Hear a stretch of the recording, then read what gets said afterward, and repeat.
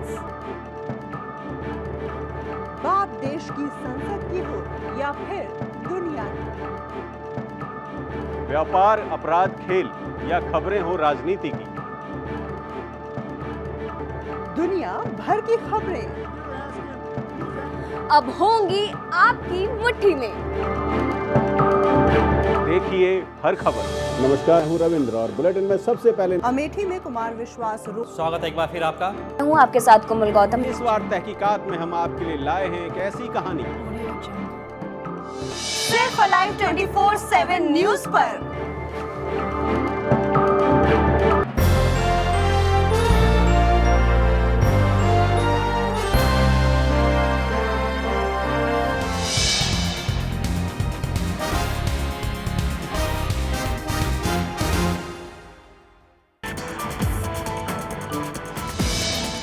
देश भर में मनाया जा रहा है ईद उल जुहा का त्योहार। पीएम मोदी ने दी बधाई, कहा समाज में शांति एकजुटता का संदेश देता है त्योहार।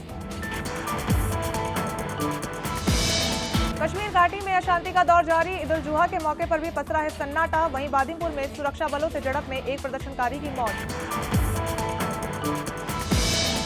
कावेरी विवाद पर कर्नाटक में नहीं थम रहा है बवाल, पीएम मोदी ने शांति बनाए रखने की अपील, कहा कानून के दायरे में ही होगा समाधान।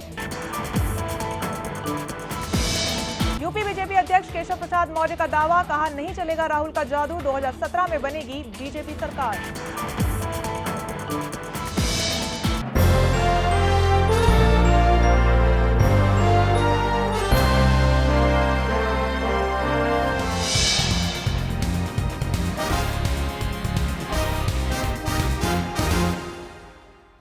नमस्कार, स्वागत है आपका लाइव 24/7 न्यूज में। मैं हूं रंजना सिंह राठौर और बात करते हैं आज की बड़ी खबरों पर। देश भर में आज ईद उल जुहा का त्योहार धूमधाम से मनाया जा रहा है। खुशियों के इस त्योहार में जहां देश भर में रौनक है, वहीं कश्मीर में सन्नाटा पसरा है।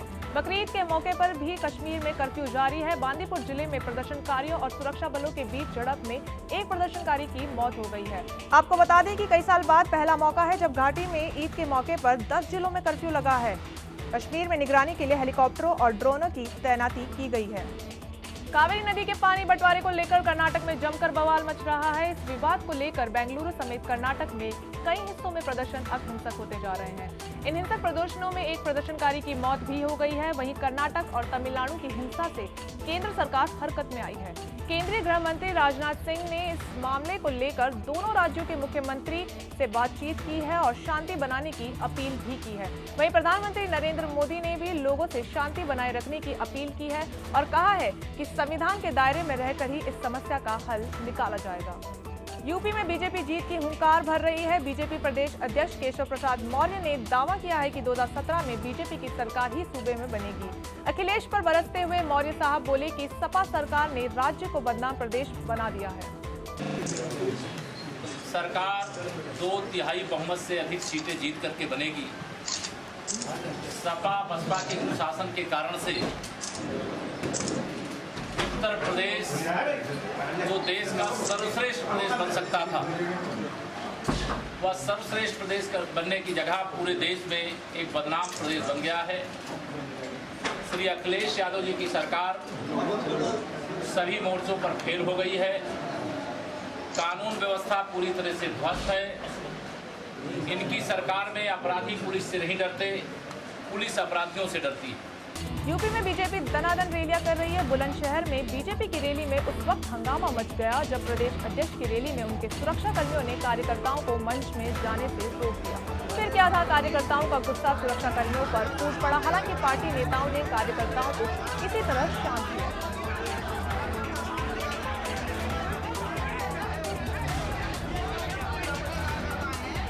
वक्त हो चला एक छोटे से ब्रेक का। ब्रेक के बाद फिर मुलाकात होगी कुछ बड़ी खबरों के साथ।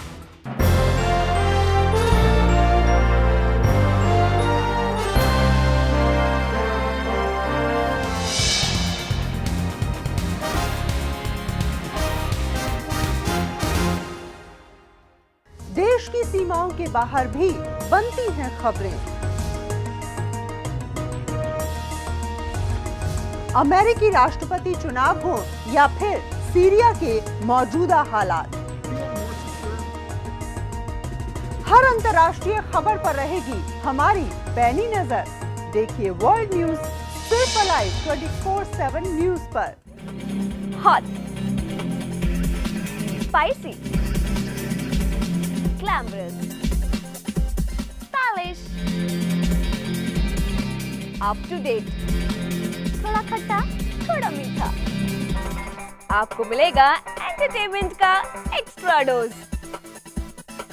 आपका और मेरा फेवरेट शो बॉलीवुड ग्लिट्स देखिए मेरे साथ Monday to Friday only on alive 24/7 news पर।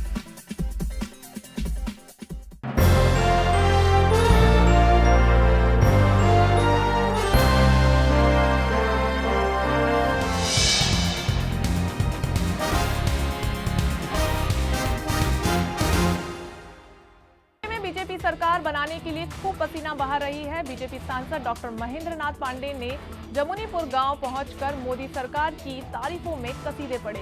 इस दौरान महेंद्र नाथ ने 12,000 लोगों को उज्ज्वला योजना के तहत गैस कनेक्शन भी दिए। विरोधियों पर बरसते हुए बीजेपी सांसद ने कहा कि राहुल गांधी चाहे खाट पर चर्चा करें या किसी और पर, उनके बहकावे में जनता नहीं आने वाली है। यूपी में किसान यात्रा कर रहे राहुल गांधी दलितों को भी रिझाने में लगे हुए हैं। मऊ में किसान यात्रा के दौरान राहुल गांधी ने एक दलित परिवार के घर खाना खाया। वहीं मोदी सरकार पर जमकर बरसे। में 5,000 करोड़ रुपए है जो प्राइवेट हवाई जहाज में उड़ते हैं, जो मोदी जी के साथ सेल्फी लेते हैं, उनका उन्होंने 1,10,000 करोड़ रुपए माफ किया। कभी आपने मोदी जी को किसान के साथ सेल्फी लेते हुए देखा है? नहीं। बिल्कुल बनेगी, क्योंकि राहुल गांधी जी ऐसे जेन्युइन मुद्दे लेके जनता के बीच घूम रहे हैं। जैसे यूपी में भ्रष्ट प्रशासन, जातिवाद की राजनीति, अराजकता का जो माहौल बना है, और किसानों की मुद्दे को लेकर राहुल गांधी जी हर जिले में रोड शो कर रहे हैं और जनता का समर्थन भी मिल रहा है, जैसा कि आप लोग देख भी रहे हैं। अब बात करते हैं मोदी सरकार में मंत्री थावर चंद गहलोत की। यूपी में रैली के दौरान विरोधियों पर जमकर बरसने वाले गहलोत साहब ये भूल गए हैं कि संविधान निर्माता कौन है। गहलोत साहब के मुताबिक देश के आजाद होने के बाद महात्मा गांधी, सरदार पटेल, मौलाना अब्दुल कलाम आजाद, राजेश प्रसाद आदि महापुरुषों ने भारत का संविधान बनाया। देश के आजाद होने के बाद महात्मा गांधी, सरदार पटेल, मौलाना अब्दुल कलाम आजाद, राजेंद्र प्रसाद जी आदि महापुरुषों ने भारत का संविधान बनाया और उन्हीं के अनुयायी उस संविधान पर ठीक से अमल करने में असमर्थ रहे। संविधान में लिखा है समान नागरिक कानून बनाया जाएगा, आज तक नहीं बना। फैजाबाद के लोनी में ह्यूमन ट्रैफिकिंग का मामला सामने आया है, जहां सुनील नाम के आरोपी ने अपने ही रिश्तेदार के 13 महीने के बच्चे को अगवा कर एक बिजनेसमैन को बेच दिया। बेटे की चाहत रखने वाले बिजनेसमैन ने इसके लिए लाखों रुपए तक खर्च किए। इस वारदात में एक डॉक्टर दंपति भी शामिल है। पुलिस ने बच्चे को उसके माता पिता तक पहुंचा दिया है, लेकिन आरोपी अब तक पुलिस की गिरफ्त से बाहर है। अखिलेश सरकार में गुंडा राज चरम पर पहुंचता जा रहा है। जी हां, एक और दिल दहलाने वाली घटना सामने आई है। अलीगढ़ के डीएम कॉलेज में छात्राओं से मारपीट का मामला सामने आया है। कॉलेज की छात्राओं ने सूबे के मुख्यमंत्री अखिलेश यादव से मांग की है कि उनको लैपटॉप और स्मार्टफोन नहीं चाहिए, उनको सिर्फ सुरक्षा चाहिए। और ये मुख्यमंत्री अखिलेश यादव के साथ अपनी सुरक्षा करो लिखो और बताओ वहाँ तक जाएगा। ये शिकायती लिखो। किससे सुरक्षा चाहिए? कि सिक्योरिटी बनवाए, यहाँ पर ये करवाएं और छात्राओं से। बेटा आपका क्या नाम है? क्या नाम है? अच्छा, कौन लोग हैं जो लेटर लिखने के लिए आपको दिए हैं? सर वही जो डीएसपी 2 छात्रा है, उन्होंने सौरभ चौधरी थे छात्र नेता, उन्होंने ये लगवाया था, कल भी करवाया था और इसे शपथ भी लगवाई थी। इसमें छेड़खानी का विरोध करवाया जा रहा है कि मतलब जैसे कि ये उसमें उसकी लड़की के साथ दी हुई है तो उसमें आप सहयोग दे सकते। तो आप डीएस कॉलेज में छेड़खानी की कोई हुई है? वहाँ पे कौन लोग हैं जो छेड़खानी करते हैं? अब ये तो वही लोग हैं, वही करवा रहे हैं। जो क्या बोला था? क्या कहा था? तुमसे रिक्वेस्ट करी थी, दबाव बनाया था, क्या किया था? दबाव तो कोई नहीं है, लेकिन कि ऐसा लिखो आज तुम हमारे कॉलेज में होता है, आखिर यहाँ पर भी हो सकता है ऐसा। इसलिए ये मुख्यमंत्री अखिलेश यादव की तरफ उनके यहाँ तक गुहार जाए तुम्हारी कि यहाँ पर भी ऐसा ना हो। अब बात करते हैं इलाहाबाद की, जहां एक लैपटॉप के शोरूम में चोरों ने लाखों के मोबाइल और लैपटॉप साफ कर दिए। हालांकि शोरूम में लगे सीसीटीवी में पूरी वारदात कैद हो गई है। सीसीटीवी फुटेज में आप देख सकते हैं कि कैसे चोर नकदी और लैपटॉप लेकर अपनी गाड़ी में डालकर ले जा रहे हैं। सवाल ये है कि आखिर जब ये चोरी हो रही थी तब अखिलेश की पुलिस किस सीन में सो रही थी, जबकि सूबे में चुनाव करीब है और कानून व्यवस्था एक बड़ा मुद्दा बना हुआ है।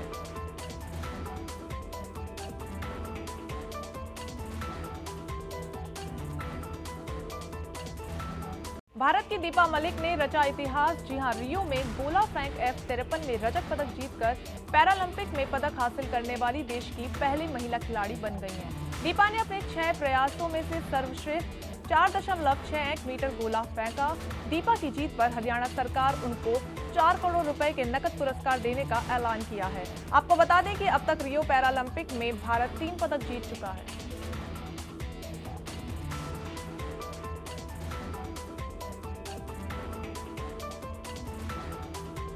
करीना कैफ सफेद सलवार सूट में नकाब लगाकर दरगाह में दाखिल हुई और करीब 25 मिनट तक रुकी। इस दौरान उनको देखने वालों की भीड़ लग गई और लेकिन उन्होंने नकाब अपने चेहरे से नहीं हटाया और लोगों की भीड़ से आगे निकल गई। हाल ही में उनकी फिल्म बार बार देखो रिलीज हुई, जिसने अब तक करीब 24 करोड़ रुपए का मुनाफा कमाया है।